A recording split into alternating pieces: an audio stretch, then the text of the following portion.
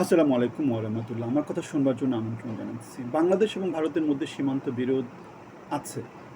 ২ দেশের রাজনীতির সর্বোচ্চ পর্যায়ে এই বিরোধটাকে হিন্দু, মুসলমান একটা ইস্যু তৈরি করে তারা যেটা করে সেটা হচ্ছে নির্বাচনে প্রভাব বিস্তার করার চেষ্টা করে। আমরা দেখেছি ইউনূস সরকার ক্ষমতায় আসার পরে সারা পৃথিবীর এত দেশ আছে, কারো সাথে কোনো কিছু নিয়ে কিন্তু সে আলাপ আলোচনা আসেনি। সে কার সাথে আলোচনা দিয়ে এসেছে? সে ভারতকে নিয়ে আলোচনা দিয়ে এসেছে। আমরা দেখেছি বিএনপির রাজনৈতিক ইতিহাসে লেনদুবদের জীব, ভারতের গোলাম এগুলা দিয়ে কিন্তু রাজনীতি করেছে। আবার একই রকম করে পশ্চিমবঙ্গে যেই শুভেন্দু অধিকারী বর্তমানে রাজনীতিতে ক্ষমতায় এসেছে, তারাও একই জিনিস নিয়ে রাজনীতি করেছে।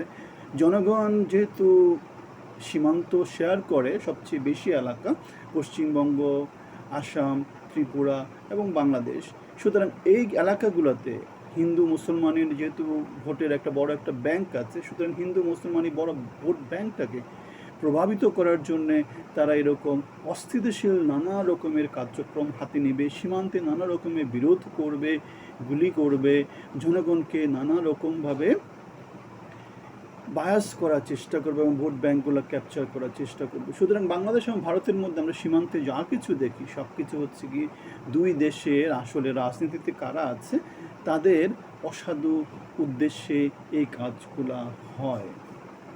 এখন সেখানে শক্তির ভারসাম্য একটা বড় ব্যাপার আছে এবং বাংলাদেশের সামরিক বাহিনী, বাংলাদেশের বর্ডার সিকিউরিটি গার্ডস, বাংলাদেশের বিজেপি তারা যদি অনেক বেশি শক্তিশালী হয় সেক্ষেত্রে সীমান্ত বিরোধটা কম হয়। কেননা সেক্ষেত্রে কেউ কাউকে আক্রমণ করে পার পাবে না, এমন একটা সিচুয়েশনের তৈরি হয়। এখন বাংলাদেশ এবং ভারতের যে সীমান্ত বিরোধ সেটা পৃথিবীর আর কোনো দেশে এরকম বিরোধ হয় না। কেন হবে? কেন? সীমান্ত তো সীমান্ত। এখন কেউ কি কারো সীমান্ত দখল করতে যাচ্ছে? গুলিগালা কেন হবে? আর সীমান্তে আমরা দেখেছি দুই দেশের যেই সিকিউরিটি ফোর্স আছে তাদের অধিনায়কের মধ্যে রেগুলার নানা রকমের বৈঠক হয়, আদান প্রদান হয়ে কথাবার্তা হয়। সুতরাং যেটা হয় সেটা হচ্ছে আসলে অসাধু চোরাচালানি, মানব পাচার, তারপরে অসাধু উদ্দেশ্যে মাদক পাচার, এই ধরনের জিনিসপত্রগুলা মধ্যে আধিপত্য বিস্তার করার জন্য সন্ত্রাসী সংগঠন অথবা আইনশৃঙ্খলা বাহিনীর সাথে বিরোধের কারণে অনেক কিছু হয়ে থাকে। এখন বাংলাদেশ এবং ভারতের দুই দেশের আমরা যদি জনগণের বিন্যাসটা দেখি, আমরা জানি যে হিন্দুদের বড় একটা পরিবার কিন্তু পশ্চিমবঙ্গ বা ভারতের নানা জায়গাতে থাকে, তাদের সেকেন্ড হোম হিসাবে থাকে। আবার একই রকম করে মুসলমানরাও ভারতে গিয়ে তাদের কাজ খোঁজে বা নানা রকমের সুযোগ সুবিধা পাওয়ার জন্য, আর্থিক সচ্ছলতা আনার জন্য তারা নানা রকমের চেষ্টা করে। সুতরাং সীমান্ত দিয়ে তারা অবৈধভাবে অনুপ্রবেশ করে অনেক কাজ করে। এখন সেই কাজগুলোর জন্য গুলি করে মানুষ মেরে ফেলতে হবে, সেটা আসলে আন্তর্জাতিক রীতিনীতিতে লঙ্ঘন করা হয়। এখন সীমান্তে যে মানুষ মারা হয় সেটা মানবাধিকারের লঙ্ঘন, কিন্তু বাংলাদেশ মানবাধিকার নিয়ে কারোর সাথে তেমন করে উচ্চবাক্য করে না। কেন করে না? কারণ বাংলাদেশের সরকারের এটা কি একটা হার। বাংলাদেশের সরকার যে আসলে জনগণের জন্য তেমন কিছু করতে পারছে না। এই যে সীমান্ত বিরোধে জনগণকে গুলি করে মেরে ফেলার পরেও বাংলাদেশের সরকার চুপচাপ থাকে। ফেলানি হত্যাকাণ্ডের কথা আমরা জানি, 3 দিন 4 দিন ধরে লাশ পড়েছিল সীমান্তে কাঁটাতারের উপরে, সেটা নিয়ে কোনো উচ্চবাক্য বাংলাদেশ সরকার থেকে তেমন করে করা হয়নি। অথচ এটা নিয়ে আন্তর্জাতিক অঙ্গনে, জাতিসংঘে, নানা জায়গাতে এগুলো নিয়ে ইস্যু রেজ করা বাংলাদেশের উচিত ছিল।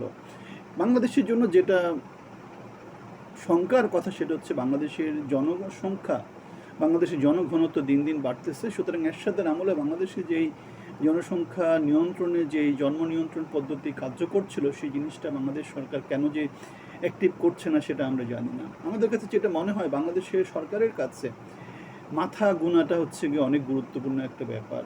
কেননা তারা প্রত্যেক মাথা থেকে কর পাবে, প্রত্যেক মাথা কী করবে? দুর্ভিক্ষে মারা যাবে, সীমান্তে গুলি খেয়ে মারা যাবে।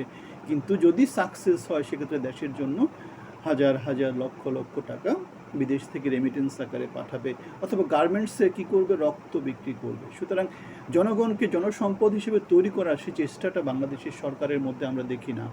বাংলাদেশের সরকার এবং প্রশাসনে আমরা যে স্মৃতহস্তিগুলো দেখি, পড়াশোনা নাই, কোনো রকমের যোগ্যতা নাই, অযোগ্য লোকজন, নেতৃত্ব গুণ নাই। তারা যেভাবে নেতৃত্ব দিচ্ছে, যেভাবে ট্যাক্সের আওতা বাড়াচ্ছে, দেশে শিল্প কারখানা তৈরি করার চেষ্টা হচ্ছে না, আমার ভাই তোমার ভাই দিয়ে গাড়ির সামনে পেছনে নানা রকমের প্রচার প্রপাগান্ডা দেখি, সেগুলো আমাদেরকে যেটা বলে আসলে বাংলাদেশ ভারতের শীর্ষ পর্যায়ে। ভারত তো তাও বিশাল জনগোষ্ঠীর একটা দেশ, সেখানে গণতন্ত্র বিকশিত হয়েছে, নির্বাচনে সঠিক জনসমর্থনের প্রতিফলন হয়। বাংলাদেশে তো সেই জিনিসটাও হয় না। সুতরাং দুই দেশের যে নষ্ট প্রচার রাজনীতি, সেটাই বাংলাদেশের এবং ভারতের সীমান্ত বিরোধকে জিয়ে রাখবে, স্থিতিশীলতাকে মাঝে মাঝে কী করবে, এরকম উথাল পাতাল করে নষ্ট করবে। সম্পর্কের ভারসাম্য আসবে হচ্ছে রাজনৈতিক নেতৃত্বের মধ্যে সম্পর্কের উপর ডিপেন্ড করবে। যেমন আমরা দেখেছি ভারতের সাথে যখন আওয়ামী লীগ সরকার ক্ষমতা ছিল, তখন তেমন করে খুব বেশি বিরোধ ছিল না, বন্ধুত্বপূর্ণ সম্পর্ক ছিল, আর কেউ কাউকে কোনোরকমভাবে উত্ত্যক্ত করেনি। বর্তমানে যেহেতু ইউনূস সরকার আসার পরে সেভেন সিস্টার্স নিয়ে নানা রকম উত্ত্যক্তমূলক আলাপ আলোচনা দিয়েছে, এবং তারই ফল হিসাবে বাংলাদেশে জামায়াত এসেছে এবং ভারতের পশ্চিমবঙ্গে এসেছে বিজেপি সমর্থিত শুভেন্দু অধিকারী সরকার। সুতরাং আমরা দেখতে পাচ্ছি দুই দেশে যেহেতু উগ্রতাবাদীকে, বন্ধুত্বকে প্রমোট না করে সংঘাতকে প্রমোট করা হয়েছে, দুই দেশেই উগ্রতাকে জনগণের মধ্যে ছড়িয়ে দেওয়া হয়েছে, এবং তারই ফল হিসাবে রাজনীতিতে আমরা উগ্রতাকে দেখতে পাই, দুই দেশের মধ্যে সহযোগিতা দেখতে পাই না। এখন মার্কিন পররাষ্ট্রমন্ত্রী মার্কো রুবিও মার্কিন এবং ভারত সম্পর্কে এগিয়ে নিতে ভারতে আসতেছেন, এবং ভারতে আসলে তিনি বাংলাদেশে সফর করবেন না, কিন্তু ভারতে সফর করবেন। এখন বাংলাদেশ যেহেতু ভারতের জন্য খুব বড় একটা মাথা ব্যথা, আবার বাংলাদেশ যেহেতু মার্কিন যুক্তরাষ্ট্রের উপস্থিতির জন্য, ডিপ স্টেটের জন্য খুবই গুরুত্বপূর্ণ, সুতরাং বাংলাদেশ মার্কো রুবিও সফরে ভারতের দ্বিপাক্ষিক আলোচনা স্থান পাবে। এখন সে আলোচনায় যেহেতু বাংলাদেশের জন্য আওয়ামী লীগ খুব বড় একটা ব্যাপার, সুতরাং আওয়ামী লীগের বিষয়টাও আসবে। আওয়ামী লীগের সভানেত্রী শেখ হাসিনা বলেছেন তিনি আগামী 6 মাসের মধ্যে বাংলাদেশে আসবেন। তিনি বিমান পাঠানোর কথা বলেছেন, তাকে যেহেতু বিমান দিয়ে রেখে আসা হয়েছে, তিনি বলেছেন যে আমার জন্য বিমান পাঠানো হোক, আমি বিমান করে বাংলাদেশেই আসবো, আমাকে বিচার করা হোক, যা কিছু করার করো তোমরা। তিনি তো বড় একটা রাজনৈতিক দলের নেতা, সুতরাং তার যে চাওয়া, তার দলের যে চাওয়া, সেটাকে বাংলাদেশের সরকারকে, বাংলাদেশের প্রশাসন যন্ত্রকে, বাংলাদেশের পুলিশকে, বাংলাদেশের যারা স্থিতিশীলতা চায়, দেশি বিদেশি শক্তি, তাদের সবাইকে অবশ্যই কী করতে হবে, বিবেচনায় নিতে হবে। এখন গত 2 বছরের যেই অস্থিতিশীলতা, সেটাকে যদি ভারসাম্যপূর্ণ অবস্থানে যেতে হয়, তাহলে আওয়ামী লীগকে নিয়ে, বিএনপিকে নিয়ে, জামাতকে নিয়ে, বিজেপিকে নিয়ে, অথবা বাংলাদেশ ভারত সম্পর্ককে নিয়ে, সব কিছু নিয়ে একটা জায়গাতে ব্যালেন্স আকারে আসতে হবে। যদি ব্যালেন্স আকারে না আসে, অস্থিতিশীল থাকে, তাহলে ভবিষ্যতে অস্থিতিশীল থাকবে।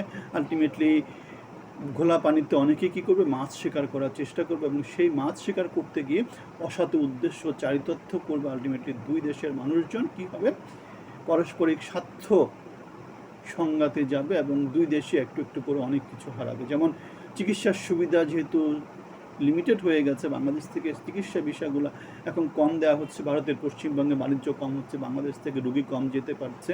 আলটিমেটলি বাংলাদেশের অনেক অনেক রুগী বিনা চিকিৎসায় মারা যাচ্ছে। ভারতের পশ্চিমবঙ্গের অনেক অনেক উদ্যোক্তা তাদের বাণিজ্য, তাদের কারখানা, তাদের যেই হসপিটাল, সেগুলো বন্ধ করে দিতে হচ্ছে, কারণ তারা বাজার পাচ্ছে না। সুতরাং দুই দেশকে এগিয়ে যেতে হলে আলটিমেটলি সহযোগিতার পথে হাঁটতে হবে, সংঘাতের পথে হাঁটতে দুই দেশই অনেক কিছু হারিয়েছে এবং সামনেও হারাবে।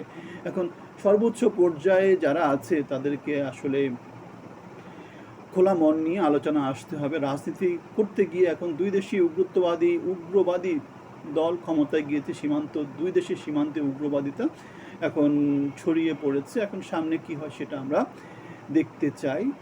সংঘাতের দিকে নাকি সহযোগিতার দিকে, কোন দিকে হাঁটে? ভালো থাকবেন।